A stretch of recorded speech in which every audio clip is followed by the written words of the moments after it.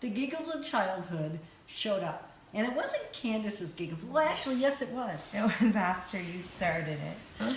So, it's interesting. The way we were when Candace was a little girl sometimes shows up in the generation with her kids, with I and them.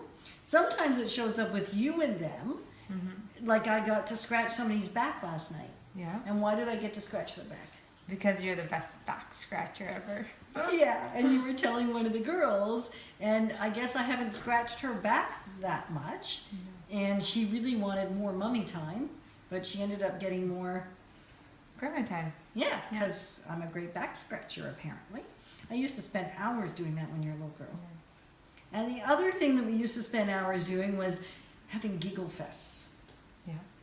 Giggle juice is what we called it. Yeah. Dad, I remember getting in trouble, big trouble at the dinner table once when Ryan and I had the big giggles and Dad was like, no, this needs to be serious. Stop your giggling. And it gets out of control. Yeah. And so last night I was making a very professional doctor's appointment for me. And so as I called the doctor, and I was very poised, except I was at Candace's house with kids running around, so that maybe wasn't so professional. However, they couldn't see them, so it was all good.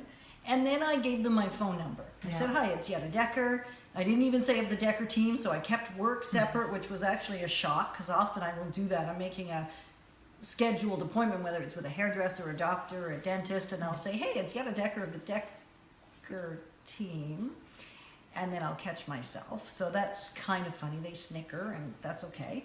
Last night, I gave them my phone number. Yep.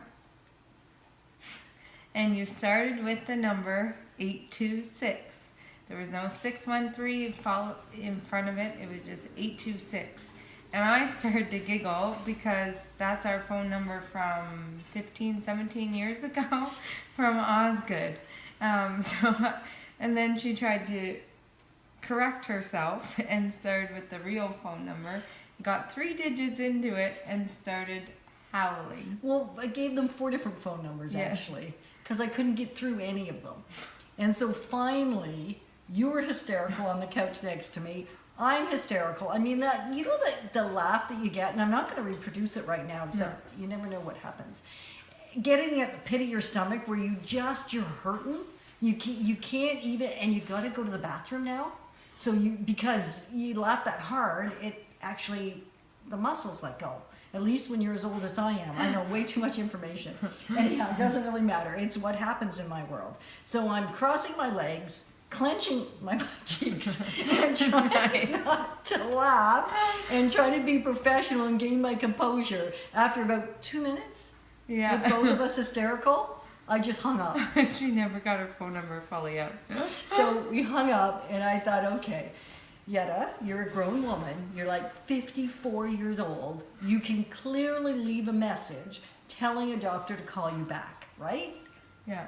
So, Candace, behave. I sat beside her, and I turned my head, and I wouldn't even look at her, and she started the message. So as I called back. Because, I waited 10 minutes, they didn't call me, because I didn't know if they had my number, except they called me, so they should have had my number somewhere, and I hope they made out my name before I start, losing it. Anyway, so then I started again, and I said, hi, it's Yetta Decker. And I'm going to do this, I think I can do it this time. And in that moment, I started howling, and I actually couldn't get the whole message out. It was beyond myself. Yeah. And so what was the right thing to do? Well, I could have left dead air or howling on the phone, but I was embarrassed at that point. I thought, I hope they don't know who it was. And I said, oh no, I've already said my name. So what's a girl to do? She hung up. Humiliated, embarrassed. And I hung up because there was nothing coming out. When you laugh and there's not even noise anymore? Well, I'd already done the snorting. I'd already done the whole gig. So it was quiet.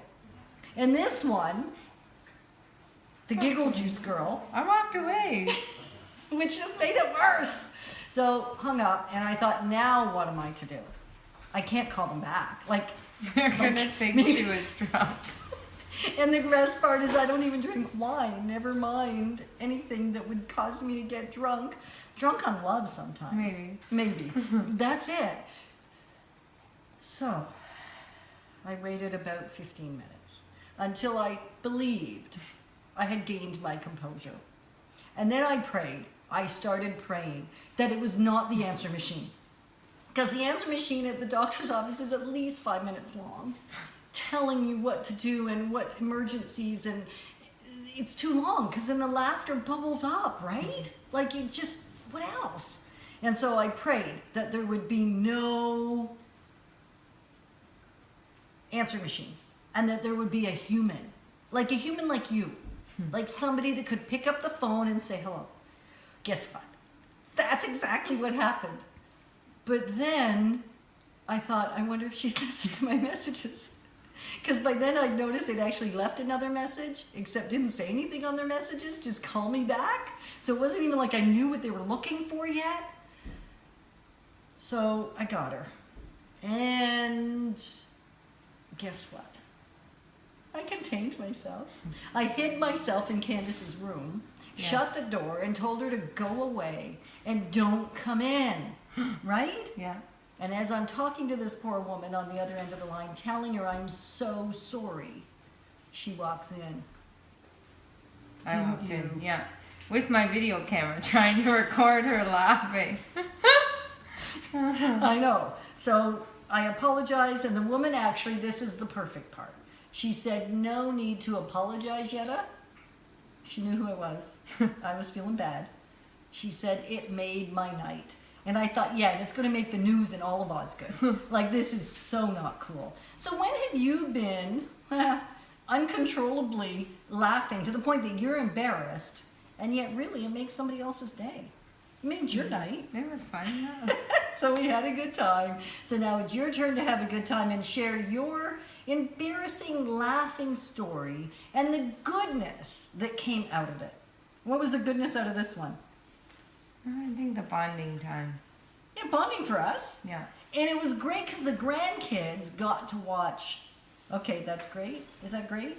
That they got to watch the craziness? Us be silly, yeah. Yeah, I think so. Yeah, and it made the night of the gal at the doctor's office. Woohoo! All right, so go laugh and tell us your embarrassing laugh story. Comment.